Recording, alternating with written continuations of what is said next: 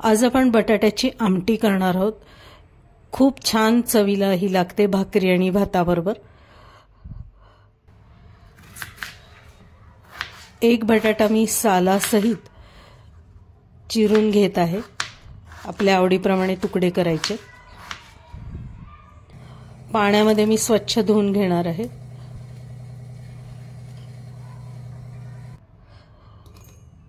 एक हिरवी मिरची, 3 ते 4 लसणाच्या पाकळ्या आणि दाण्याचा कूट इथे मी घातलेला आहे। दाणे भाजून मग कूट केलेला आहे।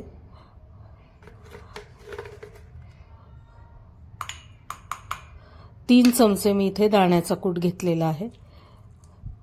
थोडंसं पाणी घालून आपण वाटून घेणार आहोत। 2 चमचे मी तेल घेतलीये अंदाजे। मोहरी घातलीये, हिंग घालतीये।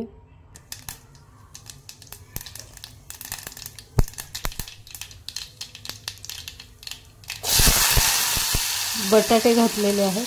2 सेकंद आपण बटाटे परतून घेणार आहोत। गॅस मोठा ठेवलेला आहे। अर्धा चमचा हळद, तिखट आपण आपल्या आवडीनुसार घालायचे। मी इथं पावच चमचा तिखट घातलेला आहे। दाण्याचं मिश्रण मी घातलेलं आहे। थोडंसं पाणी देखील आपल्याला इथे घालायचं।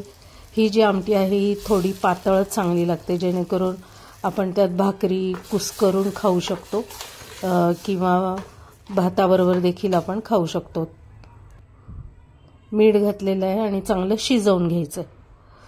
आमटी चांगली उकळलेली आहे। बटाटे एकदम मऊ शिजलेले आहेत आणि बटाट्याची आमटी आपली तयार झालेली आहे। रंग पण खूप छान आलेला आहे। कोणतेही मसाले इथे मी घातलेले नाहीयेत। तुम्ही ही आमटी नक्की करून बघा आणि तुम्हाला ही नक्कीच आवडेल। गरमागरम बटाट्याची आमटी तयार झालेली आहे। आपण पुन्हा भेटणार आहोत माझ्या पुढच्या व्हिडिओमध्ये नवीन रेसिपीसह, वैशालीज इझी रेसिपीमध्ये।